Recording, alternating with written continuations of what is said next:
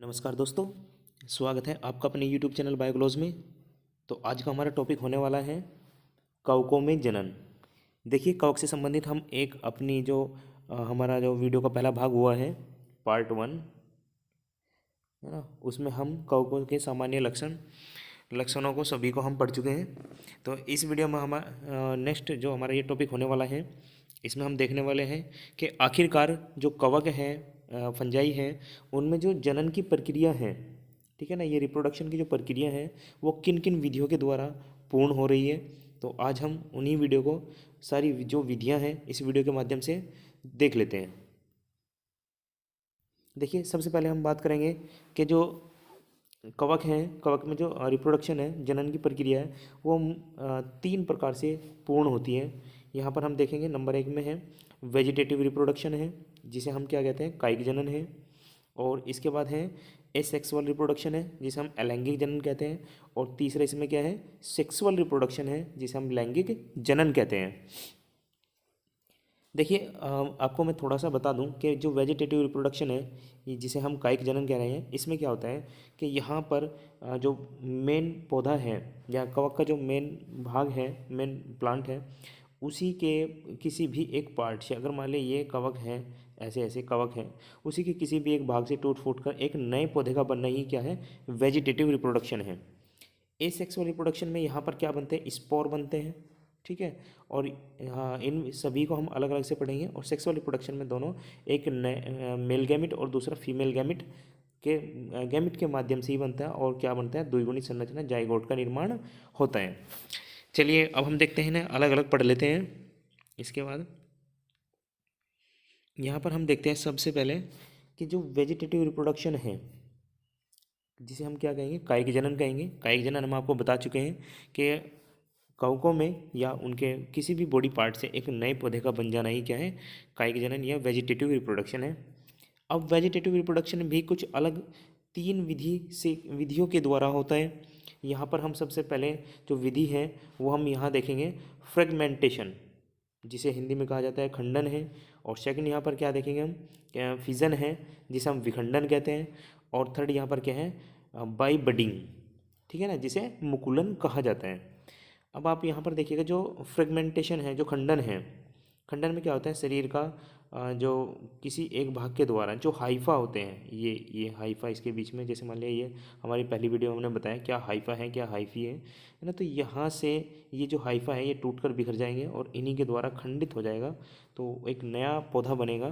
तो जैसे म्यूकर है और राइजोपस में, ये प्रश्न बहुत पूछे जाते हैं। और इसके बाद जो फ्यूजन है या विखंडन है, इसमें कोई जैसे यीस्ट है, इसका यीस्ट में जो क्या होगा कि यहाँ पर इसी के 2 भाग हो जाएंगे सेल के, और उसी से क्या होगा, नए पौधे का जन्म हो जाएगा। इसके बाद हम बात करेंगे बाई बडिंग या मुकुलन की बात करते हैं। देखिए, मुकुलन की जो विधि है वो यीस्ट में देखने को मिलती है। यहाँ पर क्या होता है कि इस प्रकार से एक इसकी सेल होती है, ठीक है, और सेल में से ही यहाँ से इस छोटा सा ये बडिंग टाइप, ठीक है, ये निकलता है। इसे क्या कहा जाता है, बडिंग या मुकुलन के द्वारा जन्म कहा जाता है। और ये सेल टूटकर एक नया पौधे को जन्म देती है। देखिए, हम बात कर लेते हैं कि यह हाइफी के टूट जाने से होता है, जो हम अभी बता चुके हैं आपको।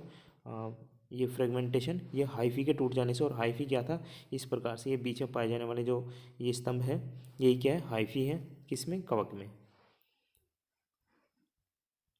अब सेकंड हम पढ़ लेते हैं यहाँ पर एसेक्सुअल रिप्रोडक्शन, या इसे हम कहते हैं अलैंगिक जनन। इसे हम क्या कहते हैं, अलैंगिक जनन या एसेक्सुअल रिप्रोडक्शन। देखिए, एसेक्सुअल रिप्रोडक्शन में क्या है कि यह स्पोर फॉर्मेशन के द्वारा होता है। मतलब यहाँ पर क्या होगा, यहाँ पर स्पोर या बीजाणुओं का निर्माण होगा। अब हम देखते हैं यहाँ पर जो इस बीजाणुओं के द्वारा जो जनन है वो कितने प्रकार से होता है, आप यहाँ देखिएगा। एक है फर्स्ट नंबर पर, हम यहाँ देखें कोनिडिया के द्वारा, ठीक है। यहाँ पर फर्स्ट जनन क्या हो रहा है, कोनिडिया के द्वारा हो रहा है। और सेकंड यहाँ पर क्या होता है, स्पोरेंजिया स्पोरस के द्वारा होता है, ठीक है। जो कोनिडिया है, ये क्या है, ये एक्जोजीनस स्पोर्स हैं, यानी कि ये बाहर, एक्जो का मतलब क्या होता है, एक्जो का मतलब होता है बाह्य, एक्जो का मतलब क्या होता है, बाह्य। और एंडो का मतलब होता है अंत है, ठीक है ना। एंडो का मतलब अंत है और एक्सो का मतलब क्या होता है बाह्य। तो यहाँ पर टर्म आई है कि एक्सोजिनस स्पोर्स बनते हैं, यानी कि आप यहाँ देखिए ये पेनिसिलियम का प्लांट है, कुछ हमने बनाने की कोशिश करी है, कुछ इस प्रकार से ये होता है और यहाँ पर इस पर छोटे छोटे छोटे छोटे कोनिडिया लगते हैं। ये कोनिडिया हैं और इन्हीं के एक को हम क्या कहते हैं, कोनिडिया। एक को हम क्या कहेंगे, कोनिडिया कहेंगे। और ये वाला पार्ट जिससे ये निकल रहे हैं इसे हम कहेंगे कोनिडियो फोर, ठीक है ना। ये क्या है, कोनिडियो फोर है। और ये किस में हमें देखने को मिलता है, पेनिसिलियम में। और पेनिसिलियम क्या था, हम वीडियो में जो हमारा पहला भाग हुआ है उसमें हम बता भी चुके हैं कि जो पेनिसिलियम था वो सबसे पहला एक एंटीबायोटिक था। और इसकी खोज किसने करी थी, इसकी खोज की थी अलेक्जेंडर फ्लेमिंग ने, जिन्हें 1945 में भी इसकी खोज के लिए नोबेल पुरस्कार दिया गया था। तो चलिए हम देख लेते हैं स्पोरेंजियोस्पोरस को। ये क्या है, ये एंडोजिनस स्पोर है। एंडोजिनस स्पोर मतलब यहाँ पर क्या था कि जो कोनिडिया बने वे बाहर बने, लेकिन एंडोजिनस का मतलब क्या होता है कि अगर मान ली ये कोई प्लांट बॉडी है तो इसी के अंदर क्या बनेंगे, स्पोर बनेंगे। यहाँ पर बाहर नहीं है, अंदर की ओर है, तो इसलिए इसे क्या कहा गया है, एंडोजिनस स्पोर्स। और यहाँ पर देखिए जो एक्सोजिनस है स्पोर्स हैं वे एक तो पेनिसिलियम में और एक है एस्परजिलस में ये देखने को मिलते हैं। दोनों बहुत मुख्य हैं, पेनिसिलियम और एस्परजिलस, पेनिसिलियम और एस्परजिलस। अब हम यहाँ पर देखते हैं जो एंडोजिनस है ये भी दो भागों में है, इसे भी दो भागों में बांटा गया है। कौन कौन से हैं वे देख लेते हैं। देखिए एक तो है जू स्पोर्स, ठीक है ना, एक है एप्लेनोस्पोर्स।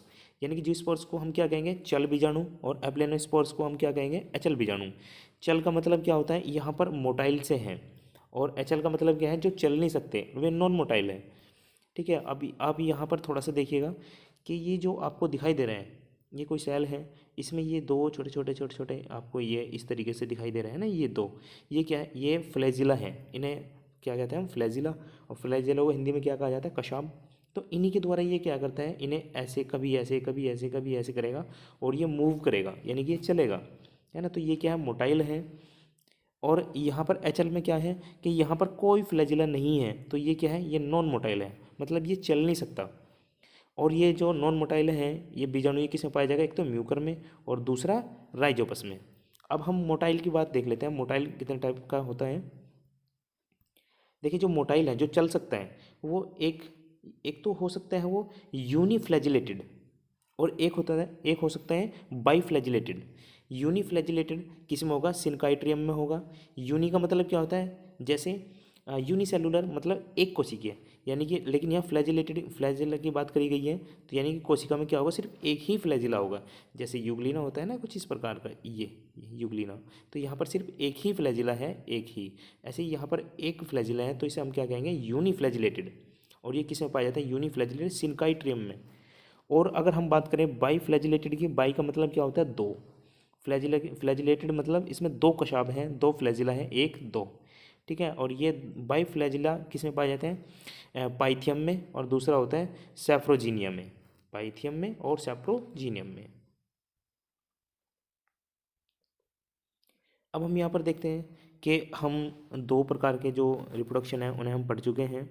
हमने एक पढ़ा वेजिटेटिव रिप्रोडक्शन और ए सेक्सुअल रिप्रोडक्शन। लेकिन अब हम देखने वाले हैं कि जो सेक्सुअल रिप्रोडक्शन है वो किन किन विधियों के द्वारा पूर्ण होता है। तो देखिए जो सेक्सुअल रिप्रोडक्शन है वो मुख्यतः 3 विधियों के द्वारा पूरा होता है। और 3 विधियों में कौन कौन से इसमें स्पोर्स बनते हैं, पहले हम उन्हें देख लेते हैं, उसके बाद विधियाँ पढ़ेंगे। देखिए यहाँ पर हम बात करने जा रहे हैं कि सबसे पहले जो होगा इसमें ओस्पोर, यानी कि यह फ्रूटिंग बॉडी में बनते हैं। जैसे किसे बनेंगे, ये स्पोरेंजियम एंडोजीनियस होता है, यानी कि अंत होता है जो, है ना, एस्कोकार्पस में बनते हैं, ठीक है, यानी कि अंदर की ओर बनेंगे हमेशा, ठीक है। एक होता है बेसिडियोस्पोर्स, यानी कि ये क्या है, स्पोर्स है ना, एस्कोस्पोर्स है। और ये था क्या, बेसिडियोस्पोर्स है। तो ये क्या है, ये एक्सोजीनस होता है जो बाह्य होता है, और ये किस में होगा, बेसिडियोकार्प में होगा, ये बनते हैं। लैंगिक जनन में मुख्यतः 3 स्तर होते हैं। अब वे स्तर कौन कौन से हैं समझ लेना बहुत ज़रूरी है। देखिए यहाँ पर क्या है कि सबसे पहला है यहाँ प्लाज्मोगैमी, ठीक है, सबसे पहली बात आती है यहाँ पर प्लाज्मोगैमी, दूसरा आता है यहाँ कैरियोगैमी, और थर्ड यहाँ क्या होता है मियोसिस। ठीक है ना, अर्धसूत्री विभाजन। देखिए प्लाज्मोगैमी में क्या है कि फ्यूजन ऑफ प्रोटोप्लाज्म, यानी कि हम ये कह सकते हैं कोशिकाओं में अगर ये कोई सेल है, ठीक है, चलो हम सेल आपको बताते हैं थोड़ा, प्रोटोप्लाज्म और साइटोप्लाज्म और न्यूक्लियोप्लाज्म क्या होता है। देखिए ये कोई सेल है, ये हमने यहाँ पर कोई सेल बनाई, ठीक है ना, कुछ इस प्रकार से ये सेल होती है, और ये सेल है। देखिए अगर मान लिया हम इसके अंदर, सेल के अंदर ये जो भरा हुआ सारा फ्लूइड है, इसे हम क्या कहेंगे, प्रोटोप्लाज्म। और अगर हम केंद्रक की बात करें, यहाँ पर केंद्रक है, केंद्रक को छोड़ दिया जाए और इसके बाहर बाहर का हम सारा मटेरियल की बात करें तो वो होता है साइटोप्लाज्म। लेकिन और साइटोप्लाज्म को अगर हम छोड़ दिया जाए, जो केंद्रक के अंदर है, वो होता है न्यूक्लियोप्लाज्म। लेकिन यहाँ किसकी बात करें, प्रोटोप्लाज्म की बात करी गई है। तो यानी कि यहाँ पर क्या होगा कि फ्यूजन ऑफ प्रोटोप्लाज्म के साथ साथ, है ना, दो चल व अचल युग्मक का संलयन होता है। जैसे एक यहाँ पर ये चलने वाला युग्मक है, ठीक है ना, यहाँ पर ये क्या है, चलने वाला है, और एक ये तो मोटाइल है और ये नॉन मोटाइल है ना, ये फीमेल और ये मेल। तो इनके संयुग्मन से ही क्या होता है, यानी कि नए, पहले इन दोनों का संयुग्मन होगा और फिर उसी के बाद में नए जो पौधा है उसका निर्माण होगा। इसके बाद हम देखते हैं कि कैरियोगैमी क्या है, कि यहाँ पर केंद्रक का फ्यूजन होता है। देखिए अगर केंद्रक है इस प्रकार से, है ना, और ये दो कोशिका, इनका ये जो केंद्रक है, इनका फ्यूजन होता है, ठीक है ना, इनके फ्यूजन के, इसमें केंद्रक का संलयन होता है तथा दो केंद्रक आपस में मिलते हैं। यहाँ पर जैसे हमने आपको बताया, ये दो केंद्रक आपस में मिलेंगे। इसके बाद म्योसिस है। म्योसिस आप पढ़ ही चुके हैं कि म्योसिस क्या होता है। देखिए म्योसिस में क्या होता है, गुणसूत्रों की संख्या आधी आधी बट जाती है। आगे देखेंगे इसे थोड़ा सा ग्राफ के माध्यम से समझ लेते हैं। यहाँ पर देखिएगा कि अगर मान लिया सबसे पहले प्रोटोप्लाज्म में एक न्यूक्लियस है, दूसरा न्यूक्लियस है, तो इसे ये फ्यूज़ करके क्या बना लेंगे, डाइकैरियोन। इसे हम क्या कहते हैं, डाइकैरियोन कहते हैं, क्योंकि इसमें क्या होता है, दो न्यूक्लियाई पर सेल, यानी कि दो न्यूक्लियस से एक सेल बनती है, ठीक है, जिसे हम क्या कहते हैं, डाइकैरियोफेज कहते हैं। ठीक, और ये भी कुछ यहाँ पर डाइकैरियोफेज कहते हैं ना। और इसके बाद हम देखते हैं कि ये जो 2n संरचना यहाँ पर बनी है ना, तो इसे कहते हैं सिनकैरियोन, ठीक है ना, सिनकैरियोन, यानी केंद्रक का भी यहाँ पर क्या हुआ है, फ्यूज़न हो चुका है। इसके बाद क्या होता है, मियोसिस की क्रिया होती है, और मियोसिस में क्या होता है, चारों जो कोशिकाएं हैं यहाँ पर वे क्या होती हैं, और यानी कि चार नई कोशिकाएं बनती है, 1 2 3 4, है ना, 4 सेल, हमने लिखा 4, तो 4 सेल्स बनती हैं यहाँ पर। इसके बाद हम यहाँ बात करेंगे, और ये 4 सेल बनकर क्या बनाते हैं, न्यू फंगल माइसीलियम बना लेती हैं। और ये माइसीलियम क्या होता है, देखिए माइसीलियम होता है कि जब हाइफी छोटे छोटे इस प्रकार से कवक जाल आपस में मिला होता है, ऐसे ऐसे, और ये कवक जाल ही क्या कहलाता है, माइसीलियम कहलाता है। देखिए जो यहाँ पर कैरियोफेज बना है ना, तो फर्स्ट क्या था यहाँ कि ये वेरी शॉर्ट टाइम के लिए होता है, किसमें, फाइकोमाइसिटीज में, ठीक है ना। डाइकैरियोन जो यहाँ पर केंद्रक का विभाजन, केंद्रक जो था उसका फ्यूजन हुआ, तो ये किस में होता है, शॉर्ट टाइम के लिए फाइकोमाइसिटीज़ के अंदर होता है, और लॉन्ग टाइम के लिए, लंबे समय के लिए किस में होता है, एस्कोमाइसिटीज़ और बेसिडियोमाइसिटीज़ में। अब हम देखते हैं कि जो लैंगिक जनन है, इसकी ना इसकी 5 विधियां हैं, बहुत मुख्य विधि है। अब हम अलग अलग इन्हें पढ़ लेते हैं। देखिए सबसे पहले अगर हम बात करेंगे यहाँ पर, सबसे है फर्स्ट जो यहाँ पर हम देखते हैं पेलेनोगैमेटिक, है ना, पेलेनोगैमेटिक कॉपुलेशन, यानी कि चल युग्मकी संलयन। सबसे पहले चलो हम चल युग्मकी संलयन को ही पढ़ लेते हैं। यहाँ पर आप थोड़ा सा देखिएगा कि ये जो है फर्स्ट नंबर का इसमें हमें देखने को मिलता है कि आइसोगैमी। आइसोगैमी में क्या होता है कि जो युग्मक होते हैं वे हमें दोनों क्या होंगे, समान प्रकार के होंगे। ये इस प्रकार दोनों साइज और गुण में भी क्या होंगे, समान होंगे। और इसे ही ये समान प्रकार के जो युग्मकों से जो जाइगोट बनेगा वो भी समान होगा, और वो किस में बनता है, सिनकाइट्रेम में बनता है, ठीक है ना। फिर सेकंड हम देख लेते हैं एनाइसोगैमी। एनाइसोगैमी में क्या होता है, ये किस में देखने को मिलता है, एलोमाइसिटीज़ के सदस्यों में या एलोमाइसिटीज़ में देखने को मिलता है। इसमें क्या होता है, एक युग्मक तो छोटा होता है, एक बड़ा होता है, यानी कि असमान प्रकार के युग्मक इसमें देखने को मिलते हैं। फिर आता है ओगैमी। ये क्या है कि ये ओगैमी इसमें होता है कि स्पेरोलेग्निया, स्पेरोलेग्निया में ये देखने को मिलता है। और इसमें क्या होता है, यहाँ पर एक जो युग्मक होगा वो नॉन मोटाइल होगा, ये हमने लिखा है नॉन मोटाइल, और एक जो होता है वो मोटाइल होता है, क्योंकि इसमें क्या फ्लैजिला मिलता है, और दोनों अलग अलग होते हैं, मतलब ये नॉन मोटाइल है, ये मोटाइल है। इसके बाद हम देखते हैं सेकंड नंबर, जो यहाँ पर हमने देखा गैमेटेंजियल कॉन्टैक्ट, यानी कि हम ये कह सकते हैं युग्मक धानी संपर्क। ये किस में होता है? एल्ब्यूगो में होता है। और जैसे यहाँ पर क्या होगा, ये युग्मक धानियाँ हैं 1 2, और इनके बीच में ये किसी ट्यूब के द्वारा ये आपस में मिक्स हो जाती हैं, या इनके अंदर का जो मटेरियल है आपस में मिक्स हो जाएगा, तो ये है ना, लिखा है ट्यूब द्वारा ट्रांसफ़र होता है, ठीक है, युग्मक धानी में। फिर थर्ड हम देख लेते हैं गैमेटेंजियल गैमेटेंजियल कॉपुलेशन।